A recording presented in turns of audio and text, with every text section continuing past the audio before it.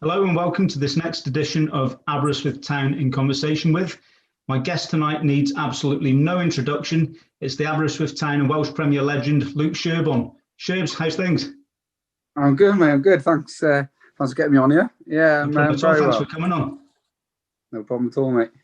So, what are you up to at the moment? How's things, and how are you finding life in lockdown at the moment? To be fair, life's really good. Yeah, it's really, really good actually. I'm actually down South Wales now. I've been here for a few years. I'm actually working in life insurance, Wow. which you would have thought back when I was playing football, I'd be doing anything like that. But yeah, it's been really good to me. Life's been kind the last few years, and lockdown, it's been hard. It's been really hard. Obviously, I've got my two girls who still live in Aberystwyth.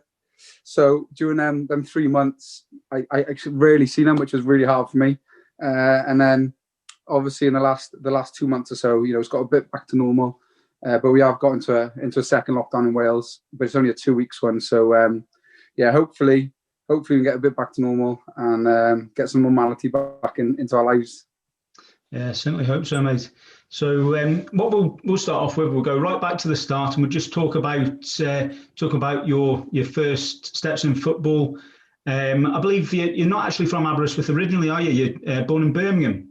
I was born in Birmingham, yeah. All my family's from Birmingham. So I moved to Aber when I was 3 years old. So me, my mum, my little brother come down, and then ended up staying. But I ended up going to a school in Cwmparan. It's not there anymore.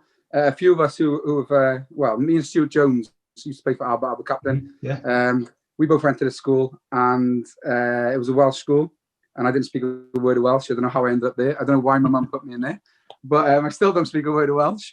But the teacher at the time, Mr. Jeff James, who was an absolute lovely guy, proper top man. I love football, and I just remember being about 5 or 6, and him just saying, "Oh, come training." She spoke to my mum and said, "Oh, bring him down to the 6 or 7 year olds training." And I remember going down there to the field, and then I remember kicking the ball and just loving it. And then that was the last thing the first thing I remember in football. And say no more. I just fell in love with the game after that. Brilliant. So, at what age did you first get involved with Aberystwyth Town as a club then? I think I was about 10, 9 or 10. They had youth. They had young teams back then. So I remember there was a guy called, it was Mr. Johnny. He was the headmaster of another school. I think it was Penryn Coch at the time, and he was the manager of the under-8 to under-9s Aber team. And he seen me playing for Cwmparan, because all the school kids used to play the same field together on a Saturday morning, as it is everywhere. And then he said, "Oh, come for a trial." And there was these Aber trials, and it was a big thing to get into the Aber team at 7, 8 years of age, because we all used to go, how Aber is, we all used to go and watch the first team play and stuff. So he got down there, and I got in the team, and then it was about 7 or 8, and then that was it. I was playing for Aber. So yeah. So was Aberystwyth Town the team that you supported as well? Was there another team that you supported during your childhood? I'd always been a Man United fan till I was about 13 or 14, but I always went to watch Aber play. I had a really good friend, Matthew Davis, who used to go and watch Aber as well, and we used to live close to each other in Penparky. And our mums used to take us down there, and we were 7 or 8, and we'd always sit in the DS, and we'd always be singing the songs. I remember one time, and I know exactly who the player was. It was Gary Lewis, and he had a shot once, and it went into the stand. It was a terrible shot. It was a typical Gary Lewis shot, and it went into the stands. And I remember it was a different sort of stand then. It wasn't a DS, and I can't remember what it was. But I remember heading the ball. It was the bank. I remember heading the ball back, and all the crowd and the students were loving it, because loads of students saying, I was only a little kid, and I was like, "Oh, I'd love to play. I'd love to be in front of these guys playing football and doing that." So then I seemed to take on Aber as my team then. So they were my main side to support. I didn't really care about the Premier League. It was always Aber Town, which sounds a bit corny, but it's true. That's brilliant. So apart from Gary Lewis, which players were in that side at the time? You had Gavin Allen.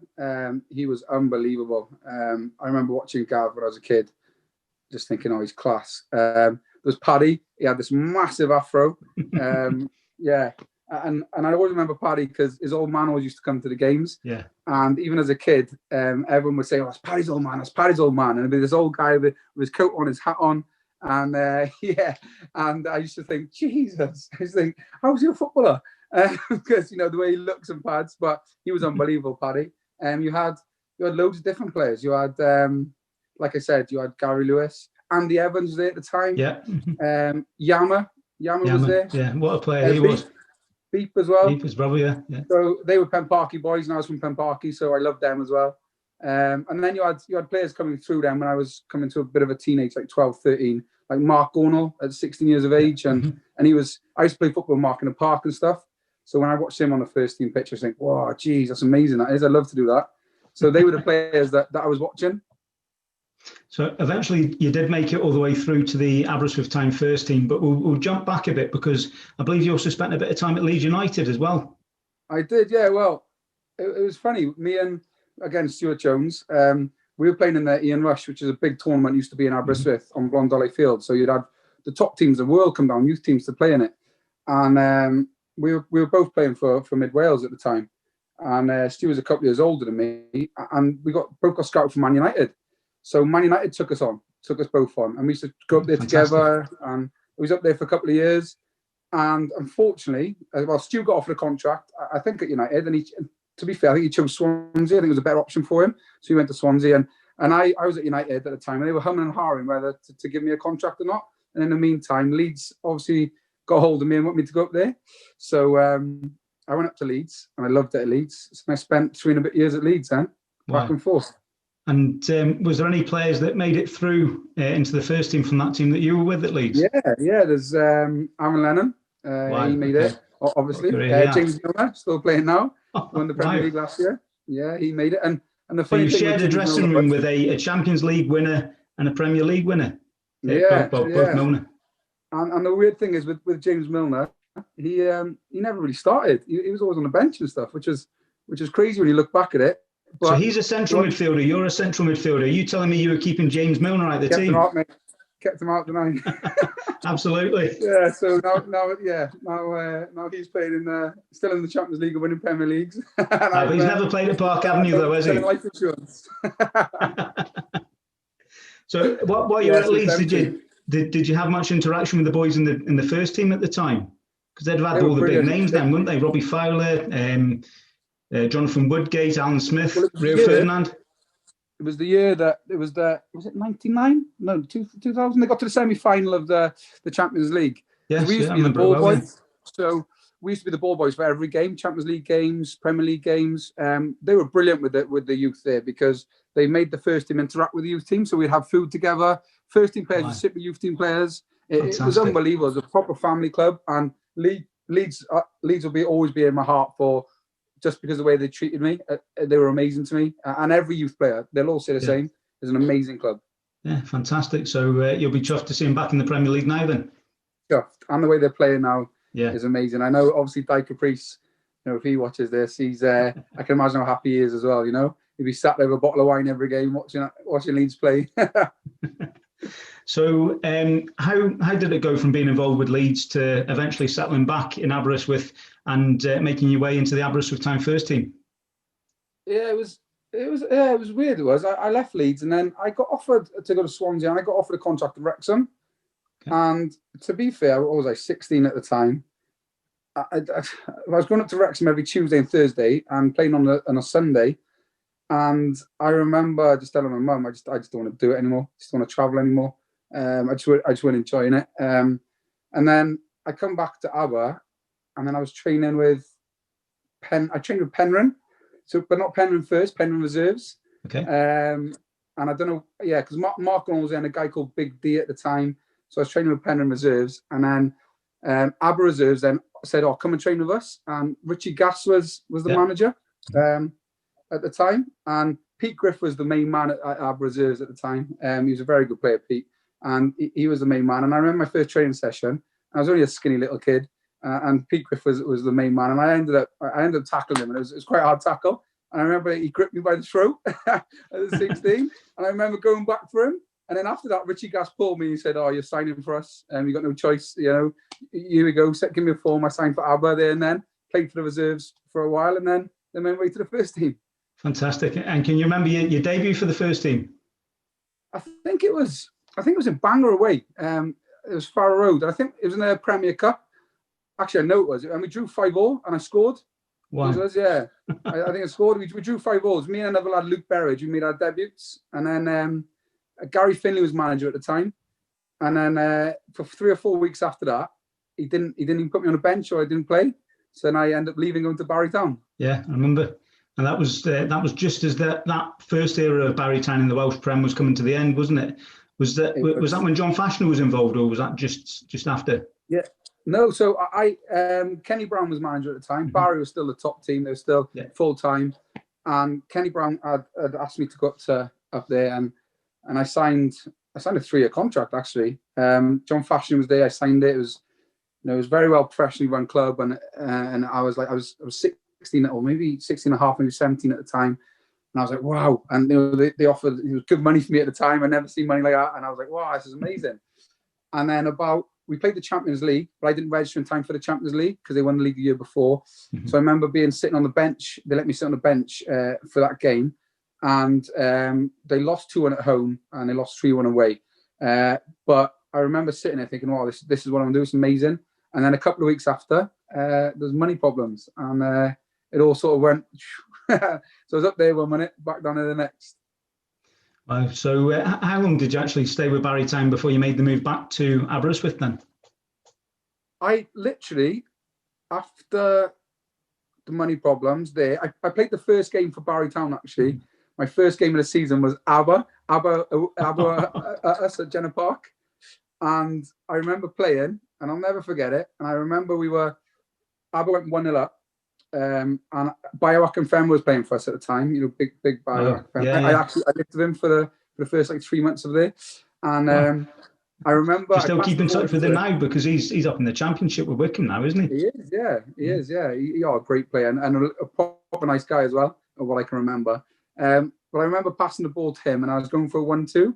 And I remember Paddy coming past me and just absolutely chopping me. I didn't have the ball. I remember looking up at Paddy and this big hair looking over me and thinking, oh, Christ. But we ended up losing the game 1-0. And then I played a couple of more games after that. And then that's when players started to leave. So then I left as well. And Aber asked me back. So I signed back for Aber. Gary Finley was still in charge. Mm-hmm. And again, it was about 4 or 5 games in, and he didn't even give me a chance. I didn't even get on the bench. He didn't even give me a chance to play. So I left again, which is random. I went back to Barrytown. Right, okay. So the manager of Barrytown at the time, the new manager, asked me to go up. So I went up, and Gavin Allen come as well. So me and Gav went up to Barry, and we had a good... Well, we ended up, that was at Christmas, so they didn't win a game all the way through. And we ended up, me and Gav went, and we ended up winning a few games. And unfortunately, we couldn't keep them up. They still went down that year. But I loved that year. It was my first taste of men's football in the Welsh Prem. And I absolutely loved it. And I was travelling with Gav every weekend, and he was a laugh as well. And I loved it. And then, and then I left again at the end of that season to come back to Aber. I think there's going to be a bit of a theme as we go along, isn't there? I know, mate. Leaving and coming back to Aber. I get drawn back all the time. So tell us about the what would it be the second return then? The second return to Aberystwyth. Would it be the summer of 2004? Boz has just taken over as manager. So 2004, 2005. Would that be your first season with the first team really establishing yourself then? Yeah, it would. Well, I didn't sign for the beginning of the season. I stayed at Barry for a bit, and then Buzz was messaging me, and he was ringing me all the time. And I used to come down because I was living in Aberystwyth. I used to train with the reserves, because at the time you could play for two clubs. Yes. So you could play for one and another. So I was still playing for the Aber reserves if they had a game in the midweek, and I played for Barry on the weekends. And Buzz used to grab me after training with the reserves. He said, "Come on, you're coming back. And I was only a kid. And he was the Abertown manager. And to be fair, Buzz was class. And I used to watch him and think, oh, he's class. And he was such a nice guy. And then he grounded me. And in the end, I was like, yeah, I'll come back. So I ended up coming back. and then had a brilliant season. I remember it fondly, and I think obviously Buzzer left towards the end of the year, and then your old man come in. Yes, next season, just towards the start of 2005, 2006. Right. So I think it was November 2005 was when I first became an Aberystwyth Town fan myself. Yeah. And I can remember I think you'd only be 19, 20 at the time, and you were seen as like the young lad coming through with the real potential. But there were also, there were some real good experienced lads in that team as well. So talk me through who your teammates were at that time and how you all blended together as a team. We had a great side. We had a core of local players. So you had Barry Morgan, who is Baz. If you play with him, you love him. If you play against him, you absolutely hate him. You had Gary Lewis, who to me was an absolute legend. Like anything he'd done, I was just to be like, God, it's Gary Lewis. I was still a kid. You had Freddie, who not only was my teammate, but was a close mate of mine, and he was my boss.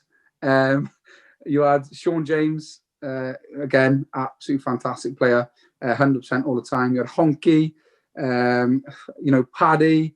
You had Andy Evans. We had a core of players which were brilliant, and they were local players as well. We just needed that extra bit. Who your dad did bring in. We had some great players come in then as well. Yeah, such as Christian Edwards, who joined the following season. Unbelievable. Like, the guy just charisma, and he missed the charisma. He used to walk in and then, this long hair, and he'd have his Timberland boots on and his the squared jeans on, and you'd be like, oh, look at this geezer. And he had stories and stuff. He was a brilliant guy. Amazing player and even better person. The one thing about that side that I always remember as well, it was always capable of upsetting the big boys in the league. I mean, I can remember one game in particular against Llanelli at Park Avenue where I think Paddy scored a hat-trick. It was around 2006. And then, do you remember the rearranged TNS game? The first one got cancelled because all the snow came down at half-time. We had to cancel the game, and I think it was the last game of the season then. We went 2-0. You scored you got the penalty and the free kick, if I remember correctly. Yeah. Brilliant. Over the next few years, I think it was three cup semi-finals that the team reached, but it couldn't quite take that next step and actually get to the final at the time. We were that close all the time. We were that close. The only thing we missed in that team was the goal scorer.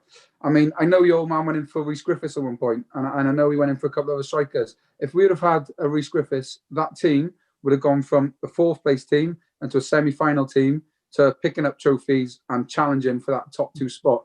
I'm not saying we're going to win the league, but we would have been up there. It would have been close. We just didn't have that striker who could get us 20 league goals. And if we would have had that, and I can wholeheartedly say it, we'd have done a lot better. We'd have won definitely a few cups, and we challenged for things, definitely.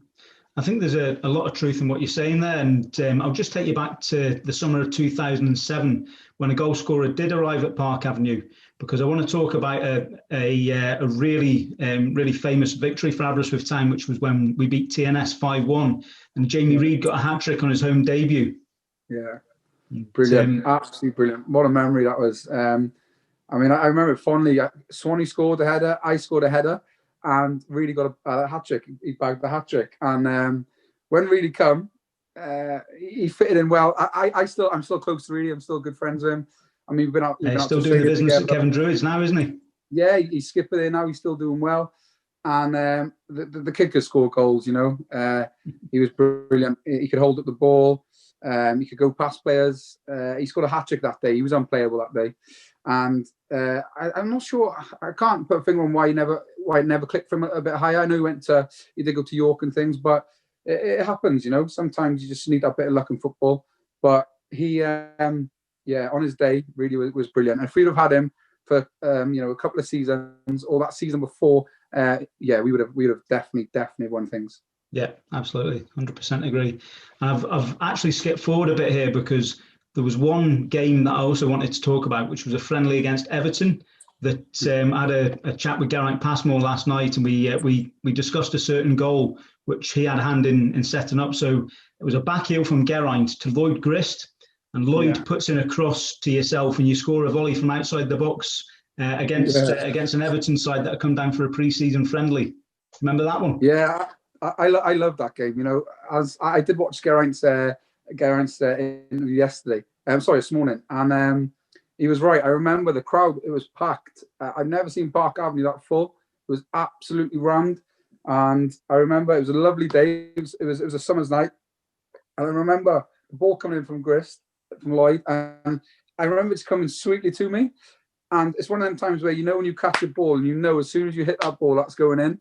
So I've hit it, and I just remember this rocketed straight pass. And I remember Jack Rodwell on the line, just looking at the ball. There's a picture of when I pinged it, and Jack Rodwell just looking at the ball, and it's gone straight past his head into the top bins. And it's a good memory. That it's a great game. I think. Well, I can't remember what the score was in the end. So one each. We did ourselves one each, is it? I think so. Yeah, that's what it was. I remember we drew. It was drew or we won, but yeah, one each. But I remember it was one of the best nights for me as an ABBA player, just because of how the people there and the buzz it give the whole club, really. Everyone talked about that game for ages, how well we played against an Everton team. And I remember around that time you were scoring some quite cheeky goals as well, away from the volleys. I remember a certain penalty at Porthmadog, which you then repeated at Newtown a few weeks later. Yeah, the little things. Yeah. It was weird. It was. Sometimes before a football game, you know something's going to happen. So before the Porthmadog game, I knew we were going to have a penalty. I don't know why. I just knew in my head we were going to have a penalty, and we were 2-0 up. I think I just scored about maybe 10 minutes before that, 15 minutes before that, and we had a penalty. And I knew what I was going to do. Literally before the game started, I knew if we had a penalty, I was going to dink it, and we had a penalty, and it happened. And then, strange enough, if I say it again, we played Newtown. It was 1-0, and I had a feeling we were going to get a penalty, and we got it in the 92nd minute or so. Yeah. And I thought, oh, listen, it worked last couple of weeks ago. I'll try it again. Thankfully, it scored. I went in and we scored, and we drew 1-1. You've got to have some confidence to try that in the 92nd minute, I have to say. I don't know if you find it confidence or silliness. I was a young cheeky lad tonight, so if I missed, it was water for ducks back to me. But yeah, now I don't think I'd try it now if I was still playing. So we'll do some quick fire questions later as well. But one question that I do want to ask you at this point is, what's your favourite goal that you've scored of all time? All time, it's a hard one. My favourite goal for ABBA would have been the goal against Everton. Right. That was my favourite goal for ABBA. My favourite goal ever would have been in Australia. It was in a grand final in front of thousands of people. Wow. And it was just an amazing time for me. It was a good goal. That was. We'll come to Australia in a bit. We'll skip forward a bit now to 2009, I believe it was, and you took the decision to move on from ABBA for a short time, and you went to join Rhyl, and you were part of the side that won the championship in 2009, going on to play in the Champions League. So just talk us through that 6 months or so. The season I had with ABBA at the time, I was flying. I was scoring at nearly every game. We just beat Bangor at Farrow Road 2-1 in the semi-final of the first leg of the cup. I bagged 2 goals, and there was a rumour going around that obviously Rhyl had a big investment, so someone come in and put a bit of money into the club, and they wanted to really win the league. And them and TNS were back and forth at the top of the league at Christmas, and I had a phone call asking me if I was interested, and the weird thing was I wasn't on contract at ABBA. It's the only time I haven't been on contract at the club, and the reason for it is because at the beginning of the season I had a hernia operation, and I don't think the club thought I'd be back in time. So I don't know if they wanted to give me a contract or not. But long story short, they probably thought I'd be out a while. But because it was me and obviously how I am, I literally made myself available within 2 weeks of having the operation. So I remember Dad chucking me on against Carsous, and I just had the op 10 days before. And I scored. I come on a sub and we scored. We drew 1-1. And then obviously a couple of weeks later, I got back to full fitness and the contract was offered. And I didn't sign it. And I thought, no, I'm not going to sign it. I was having a good season. I thought, maybe Man United will come in for me. Maybe someone will come in for me. What about Leeds? Yeah. No. Anyway. So I had a phone call off Rhyl, and they said they were interested. And the following day, they come out. Someone from the club come over my house from Rhyl. Sounds really dodgy, but a big envelope. So it was pretty hard to turn down as a young kid. I was 20. What was I? 20 odd, 21, 22. big envelope of money, sign for us. We're gonna win the league, and this is how much you want a week. And I just like, I couldn't turn it down. So I signed, and that's probably my one regret in football is signing for Rhyl. Not that I loved we won the league, and I loved that I played in the Champions League because of that. It's just the way I went, and that's the one thing. If I could turn back the time, I'd go about it differently. I'm not saying I wouldn't still go, but I'd leave in the right way instead of the wrong way, if that makes sense. Mm-hmm. Yeah, fair enough. That's very honest of you so I went to Rhyl, to say so. And we won the league.